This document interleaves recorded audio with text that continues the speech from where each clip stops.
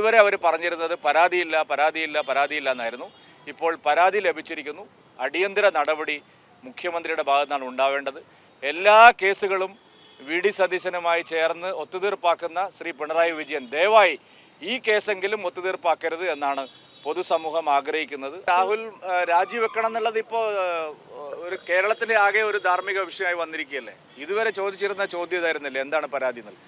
അതുകൊണ്ട് ഇമ്മീഡിയറ്റായിട്ട് രാഹുൽ രാജിവെക്കണം. കാരണം ഒരു നിമിഷം പോലും അദ്ദേഹത്തിന് നിയമസഭാ സാമാജികനായി തുടരാൻ സാധിക്കില്ല. ഇത് ഒരു വ്യാജ പരാതിയല്ല, ഇത് വ്യക്തമായ തെളിവുകളോടെ ഉള്ള പരാതിയാണ്. മാത്രമല്ല ഗർഭഛിദ്രത്തിന് നിർബന്ധിക്കുന്നതിൻ്റെ നിരവധി ഓഡിയോ വീഡിയോ ടാപ്പുകളെല്ലാം പുറത്തു വന്നിരിക്കുകയാണ്. ഗൗരവമേറിയ വിഷയമാണ്. ഞാൻ നേരത്തെ പറഞ്ഞല്ലോ, അനേകം പെൺകുട്ടികൾക്ക് ഈ MLA-യിൽ നിന്ന്, ഈ പൊതുപ്രവർത്തകരിൽ നിന്ന് മോശം അനുഭവം ഉണ്ടായിട്ടുണ്ട്.